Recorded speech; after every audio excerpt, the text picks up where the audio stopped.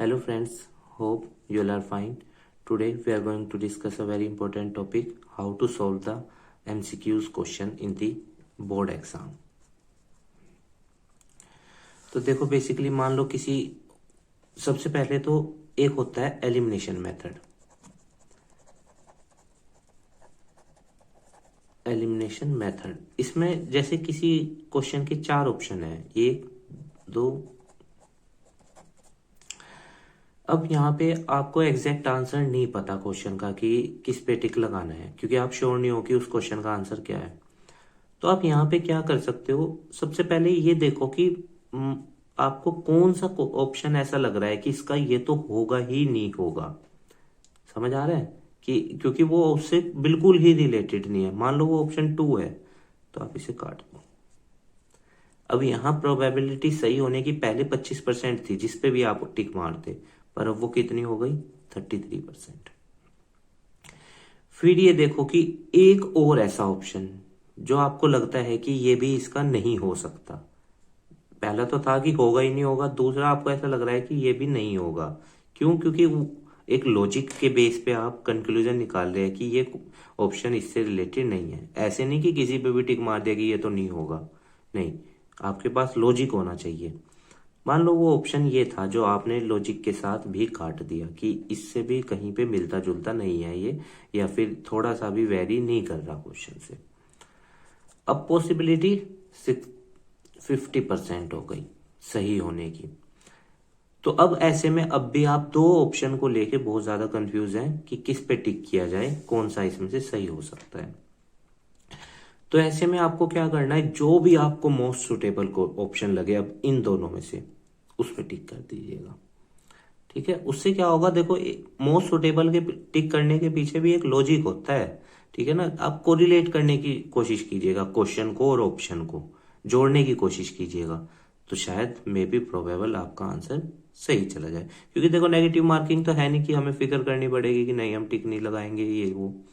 तो इसलिए ये था सबसे पहला मेथड, एलिमिनेशन मेथड। दूसरा जो आपके लिए टिप है, जब आप क्वेश्चन को पढ़ें बोर्ड एग्जाम में तो कभी भी ना एकदम पूरा क्वेश्चन नहीं पढ़ना होता, क्योंकि आपके पास टाइम पर्याप्त है, 90 मिनट्स ये काफी है क्वेश्चंस को करने के लिए। तो अगर आपकी इंग्लिश परफेक्ट है और आपको इजीली समझ आ जाता है तो मे भी आप पूरा लाइन पढ़ सकते हैं। पर अगर आपकी इंग्लिश थोड़ी एवरेज है तो आप क्या करें, क्वेश्चन को ब्रेक डाउन कर लें। जैसे मान लो क्वेश्चन 3 लाइन में लिखा हुआ है या 2 लाइन में लिखा हुआ है, तो आप पूरा मत पढ़िए एकदम। अगर आप पूरा पढ़ोगे फिर वो समझ में नहीं आएगा, क्योंकि इंग्लिश हमारी इतनी परफेक्ट नहीं है। तो आप क्या कीजिए, उस क्वेश्चन को ब्रेक आउट कर लो। जैसे पहली लाइन ये है तो इतना इसको तोड़ लिया, इसका मतलब समझने की कोशिश करो। फिर दूसरी लाइन उसका मतलब, फिर तीसरी लाइन उसका मतलब। और जब आपको क्वेश्चन हल्का सा भी समझ में आ जाए, फिर उसके बाद एलिमिनेशन मेथड से अगर क्वेश्चन आता है तो आप टिक कर दोगे एग्जैक्ट आंसर को, पर अगर नहीं आता है तो फिर आप ये मेथड अपना सकते हो, एलिमिनेशन मेथड। तीसरी टिप आपके लिए बोर्ड एग्जाम के लिए क्या है कि देखो कई बार क्या होता है, जब हम कोई एग्जाम देते हैं, जैसे एमसीक्यू एग्जाम ही है, तो कुछ चीजें ऐसी हो जाती हैं या कुछ क्वेश्चन ऐसे हो जाते हैं स्टार्टिंग में ही जो हम पर नहीं आ रहे होते हैं या हम उन्हें कर नहीं पा रहे होते हैं। तो ऐसे में आपको सबसे बड़ी जो चीज बनाकर रखनी है वो है पेशेंस। क्योंकि अगर आपने पेशेंस खो दिया ना तो फिर वो जो बाद के क्वेश्चंस आपको आते थे वो भी हड़बड़ाहट में गलत हो जाएंगे। तो ऐसे नहीं करना है, आपको पेशेंस बना के रखने हैं कि ठीक है मेरे को एक दो क्वेश्चन नहीं आया, मैं इनको बाद में देखूंगा या देखूंगी, अभी आगे बढ़ो।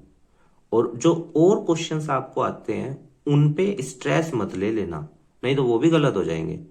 पेशेंस रखो, धैर्य रखो और उन क्वेश्चंस को समझकर इजीली करो। ये भी एक टिप है, क्योंकि कई बार क्या होता है बच्चों को, मान लो शुरू में एक दो क्वेश्चन नहीं आ रहे, वो घबरा जाते हैं कि मेरे में तो कुछ नहीं आ रहा है, और बाद के क्वेश्चन जो वो कर सकते थे वो भी गलत हो जाते हैं। जो चौथी टिप है वो है रिवीजन और प्रैक्टिस सेट। देखो अब प्रोबेबली 15 या 16 दिन बचे हैं बोर्ड एग्जाम में टर्म 1 के। तो आप ऐसे में क्या कर सकते हैं, अच्छे से अच्छे प्रैक्टिस सेट लगाइए।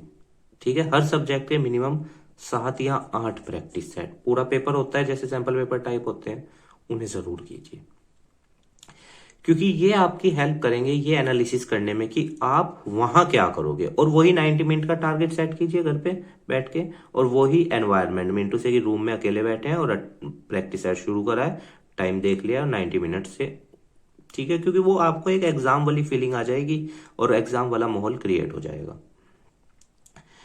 देखो ये अगर आप प्रैक्टिस सेट करते हो ये बहुत जरूरी है, क्योंकि ये आपको ये एनालिसिस कराएंगे कि अभी आपकी प्रिपरेशन कितनी है, ठीक है। और फिर आप मैच करोगे तो आपको ये पता चलेगा कि वीक पॉइंट्स क्या हैं, कौन से टॉपिक्स हैं जिन पे आपको अभी काम करना है। उन टॉपिक्स को नोट डाउन करो कि मेरे को अभी इन टॉपिक्स पर और ज्यादा काम करना है। उससे क्या होगा, जो अभी आप अपनी कमियों को ढूंढ लोगे ना, तो वो एग्जाम के वक्त आपको प्रॉब्लम नहीं देगी।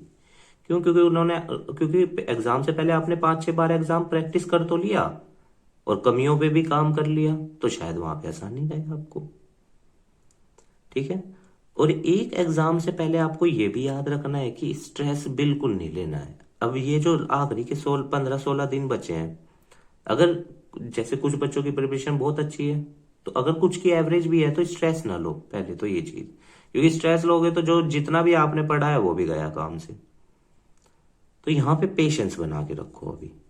और दूसरा, देखो अब आखिरी 15-16 दिन है, इनमें तो कम से कम मेहनत करने ही चाहिए, ठीक है। तो इसमें आप क्या करो, जो इंपॉर्टेंट पॉइंट्स हैं या इंपॉर्टेंट क्वेश्चंस प्रीवियस ईयर के जो पूछे जा चुके हैं उनका प्रैक्टिस सेट कर लो, या जो इंपॉर्टेंट टॉपिक्स हैं। जैसे अगर मैं अपने इसकी 12th की बात करूं, इकोनॉमिक्स की, तो मनी चैप्टर बहुत इंपॉर्टेंट है, तो आप मनी चैप्टर से क्वेश्चंस कर लीजिए, या balance of payment, government budget, जो इंपॉर्टेंट चीजें हैं जो लगता है कि कॉमन है और बहुत पूछता है, एटलीस्ट उन्हें ही प्रिपेयर कर लो, तो वो भी आपको बहुत फायदा दे सकते हैं, ठीक है। अब एक चीज और होती है, कई बार क्या होता है कि हम एंड टाइम पर आकर अपनी स्पीड को स्लो डाउन कर देते हैं। कुछ होता है ऐसा, कई बार बच्चे क्या करते हैं कि पूरे साल अच्छा पढ़ेंगे और एंड टाइम पे आगे स्पीड स्लो डाउन हो जाती है। तो एंड टाइम पे तो आपको स्पीड और बढ़ानी है पढ़ने की, और ज्यादा पढ़ना है, क्योंकि अब समय बहुत कम है। तो अगर अब आप प्रैक्टिस करोगे तो वो आपको बहुत ज्यादा फायदा देगी, बहुत ही ज्यादा। तो ये चीज, और एमसीक्यू क्वेश्चंस को अच्छा, जैसे असर्शन और रीजन वाले क्वेश्चंस हैं, असर्शन और रीजन वाले क्वेश्चन में आपको क्या करना है, जैसे ये असर्शन ये रीजन, तो मैं चारों ऑप्शंस को डिस्कस करता हूं। मान लो असर्शन भी ठीक है और रीजन भी ठीक है, अब आपको इनके बीच में ये देखना है कि क्या कोई इनके बीच में रिलेशन है, दोनों डायरेक्ट जुड़े हुए हैं। अगर हाँ, तो ऑप्शन ए कि भाई दोनों ठीक है और दोनों डायरेक्ट जुड़े हुए हैं। अगर दोनों ठीक है पर कोई बीच में रिलेशन नहीं है, मीन टू से कि दोनों बातें अलग अलग है पर दोनों बातें सही है, तो ऐसे में आपको ऑप्शन बी पे करना होगा। जनरली जो भी आपके एग्जाम में सेट होगा कि भाई दोनों बातें ठीक है और दोनों बातों के बीच में कोई रिलेशन नहीं है। ऑप्शन सी के साथ हम कैसे जाएंगे कि अगर ये ठीक है, असर्शन ठीक है और रीजन गलत है, तो ऑप्शन सी कि भाई ये बात ठीक कही है इसने, ये गलत कही है।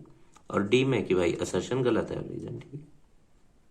तो ये चीज ठीक है। कई बार आपके क्वेश्चन वो भी आ सकते हैं, मैच द फ्लोइंग, तो उसमें आपको क्या करना है, उसमें भी यही एलिमिनेशन मेथड अपनाना है। अगर मान लो जैसे 4 चीजें दे रखी है मैचिंग के लिए, और आप इसमें से, ये नहीं कि एकदम घबराना है ना, यहाँ पे 4 ऑप्शन है। सबसे पहले आप ये देखो कि आपको इनमें से एग्जैक्ट पता कौन सा है। मान लो आपको ये 3 नंबर वाला पता है कि 3 नंबर वाले का आंसर ये है।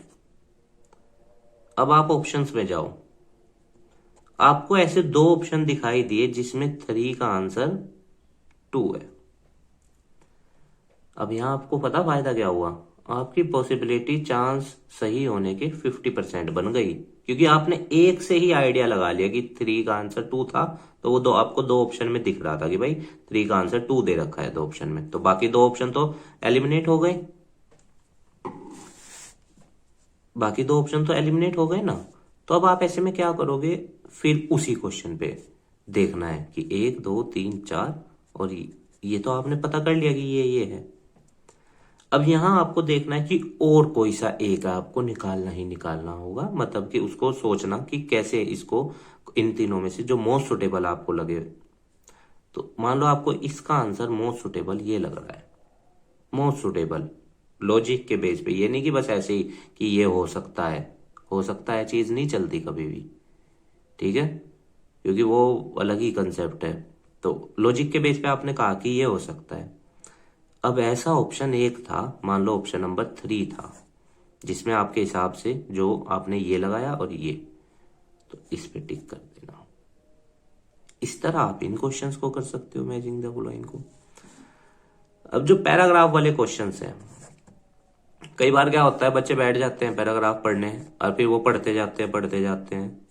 हम लोग इंडियंस हैं, थोड़ा सा क्या होता है, रूरल इंडिया के जो बच्चे हैं कई बार उनका इतना परफेक्टनेस नहीं होता कि वो सारा समझ जाए।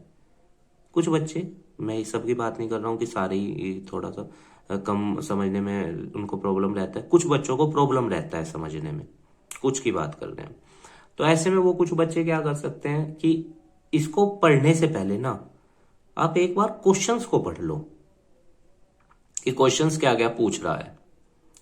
क्योंकि अगर आप उन क्वेश्चंस को पढ़ लोगे ना, तो जब आप इसे पढ़ रहे होंगे तो जब आप उस लाइन पे पहुंचोगे वो क्लिक कर जाएगी माइंड में कि हाँ ये वाला क्वेश्चन पूछा गया है, उससे रिलेटेड आंसर्स को ढूंढ लो उसमें। अब आप पूरा पढ़ने बैठ जाओ पहले, क्या होगा जब क्वेश्चंस पर आओगे फिर प्रॉब्लमेटिक सिचुएशन हो जाएगी। क्यों? क्योंकि हमारी थोड़ी सी इंग्लिश वीक थी तो वो समझ में नहीं आ रहा था, तो ये वाले भी नहीं होंगे, और उसे पढ़ने में जो टाइम खर्च हो गया वो खर्च ही हो चुका। तो इस चीज का ध्यान रखना कि अगर आपकी इंग्लिश परफेक्ट है, वेल एंड गुड है, फिर तो कोई प्रॉब्लम ही नहीं है। पर अगर थोड़े से एवरेज हो या इंग्लिश समझने में प्रॉब्लम आती है, तो आप मेरी एडवाइस पर, as a teacher I am advising you, आप पहले क्वेश्चंस को पढ़ लेना एक बार, फिर उनको समझने की कोशिश करना। उसमें जब आप हल्के हल्के फिर रीडिंग लगाना शुरू करो तो आपको माइंड में एक हल्की सी इमेज रहेगी कि हाँ भाई ये क्वेश्चन था नीचे, फिर उस क्वेश्चन को देखो, अच्छा ये बात है, अच्छा ये ठीक, ये आप इसको ऐसे कर सकते हो। तो ये भी एक इंपॉर्टेंट चीज है। अब एक जो सबसे बड़ी बात है वो है क्या कि आपको लास्ट के कम से कम 90 में से 10 मिनट्स तो बचाने ही बचाने हैं अपनी आंसर शीट को फिलअप करने के लिए। कई बार क्या होगा, आप पेपर पे टिक कर लोगे और फिर दिक्कत हो जाएगी। क्यों? क्योंकि बाद में टाइम कम बचेगा, फिर जल्दी जल्दी में तो उस जल्दी जल्दी में ना गलत सर्कल बनाने के चांस बन जाते हैं। तो आप पेपर ये मान के चलो कि 80 मिनट का है, बाद के 10 मिनट आपने आंसर शीट में अपनी सर्कल्स, जो भी आपको ऑप्शंस चुनने हैं वो बहुत आराम से चुनने हैं, तसल्ली से चुनने हैं। मतलब जल्दी जल्दी में वो गलत, जैसे मान लो बी पे सर्कल बनाना था पर वो सर्कल बना दिया जल्दी जल्दी में सी पे, क्योंकि प्रेशर हो जाता है, स्ट्रेस हो जाता है, टीचर कॉपी लेने आ रहा होता है। तो इस चीज का भी बहुत ध्यान रखना। अगर 10 मिनट ना बचा पाओ तो 8 बचा लेना, पर स्पेस रखना। मेरा कहने का मेन मोटिव है कि आप एमसीक्यू को फिलअप करने के लिए आंसर शीट में स्पेस जरूर रखना, नहीं तो फिर यही चीज पे करा देती है। कई बार जैसे हम एग्जाम ले रहे होते हैं क्लास में, अब एग्जाम टाइम पूरा हो गया पर बच्चा कह रहा है कि सर मैंने अभी तक सर्कल ही नहीं बनाए हैं, वो फिर उसकी कॉपी लेनी पड़ती है, तो फिर उसको प्रॉब्लम सी होती है, हमें खुद प्रॉब्लम होती है, पर टाइम पूरा हो चुका होता है। तो आप इस चीज को याद रखिएगा कि आप टाइम जरूर बचाएं बाद में, या पहले ही प्लानिंग कर लें कि इतना। और एक सिंपल वॉच, स्मार्ट वॉच तो अलाउड नहीं होगा, सिंपल वॉच आप हैंड में पहनिए। और अगर अलाउड करता है आपका सेंटर, जहां पे भी लगता है आपका सेंटर, एग्जाम सेंटर, क्योंकि वॉच अगर आपके पास होगी तो आप क्या करोगे, पेपर के सेक्शंस मान लो 4 हैं, मिनट कितने हैं, 90 हैं। मान लो 10 मिनट मैंने एमसीक्यू फिलअप करने के लिए बचा रखे हैं, तो मिनट बचे कितने, 80। अब इस 80 मिनट को इन 4 सेक्शन में डिवाइड कर लो। मान लो एक सेक्शन में 20 मिनट आए, और फिर वॉच देख के उस सेक्शन को पूरा अप करना, ताकि दूसरे सेक्शन का टाइम आप एक सेक्शन पे ना खर्च कर दो। इससे जो पेपर छूटने वाली प्रॉब्लम आती है ना कुछ बच्चों को कि मेरा तो पेपर छूट गया, वो नहीं होगा, क्योंकि आपने टाइम के हिसाब से पहले ही सारे समय को बांट लिया है कि मुझे किस टाइम कौन सा क्वेश्चन करना है। तो फिर वो जो पेपर छूटने वाली बात होती है ना, वो भी नहीं होगी। तो स्टूडेंट्स, ये स्ट्रेटजीज हैं, अगर आप इन्हें यूज करोगे मुझे उम्मीद है आपको फायदा पहुंचेगा। बाकी तो देखो आपकी अपनी इंडिविजुअल स्ट्रेटजीज भी होंगी, पर अगर आप इन्हें पे भी एक बार थोड़ा सा सोचोगे तो शायद आपको फायदा हो। मे बी बाकी जो आपकी स्ट्रेटजीज है, अगर आपको वो फायदा पहुंचाती हैं आप उन्हें फॉलो कर लो। मेन है कि आपका फायदा हो। आपकी खुद की स्ट्रेटजीज की एग्जाम देने की वो फायदा देती हैं तो उन्हें फॉलो कर लो, और ये फायदेमंद लगती हैं तो इन पे डिस्कस करके इन्हें पर सोच कर इन्हें फॉलो कर लो। उम्मीद है आप लोगों को इनसे फायदा होगा। ठीक है स्टूडेंट, और हमारे चैनल से बने रहिएगा। अपने दोस्तों के साथ इस वीडियो को जरूर शेयर कीजिएगा ताकि वो भी इसे थोड़ा सा एस्पेक्ट को समझ जाए। कई बार क्या होता है ना, बच्चा पूरी तैयारी कर रहा है, बहुत बढ़िया उसने तैयारी करी, उसे यही नहीं पता होता कि एग्जाम देना कैसे है। उसकी एग्जाम सेंटर में जाने से पहले उसकी स्ट्रेटेजी क्या होनी चाहिए कि वो कैसे पेपर सोल्व करेगा।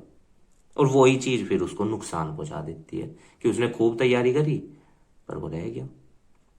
कहने का मतलब है, रह गया का मतलब कम नंबर रह गए। तो मैं आपसे उम्मीद करता हूं कि आपने पूरी बढ़िया पढ़ाई की है, अच्छी बात है, पर एक बार ये स्ट्रेटेजी भी जरूर बनाना एग्जाम देने की। मुझे उम्मीद है ये आपको फायदा ही देगी। तो ठीक है स्टूडेंट्स, स्वस्थ रहिए, मन लगाकर पढ़ाई कीजिए। आपके एग्जाम्स नज़दीक हैं, स्ट्रेस बिल्कुल नहीं लेना और अच्छे से पढ़ाई करना है और पॉजिटिव रहना है। सबसे बड़ी चीज़ पॉजिटिवनेस। बाकी हमारी उम्मीद और हमारी ब्लेसिंग्स हमेशा आपके साथ है कि आप खूब नाम कमाओ ज़िंदगी में। ठीक है स्टूडेंट, और चैनल को भी सब्सक्राइब कर दीजिएगा। आप करोगे तो हम मोटिवेटेड रहेंगे। और 11th का प्रैक्टिस सेट डल जाएगा आज या कल में, और 12th का और 10th का और 9th का प्रैक्टिस सेट वो चलता जाएगा, इकोनॉमिक्स का और 10th और 9th का एसएसटी का। ठीक है स्टूडेंट्स, स्वस्थ रहिए, यही हमारी कामना है आपके लिए। और एक सकारात्मक नज़रिया ज़रूर बना के रखना लाइफ में। ठीक है, धन्यवाद स्टूडेंट।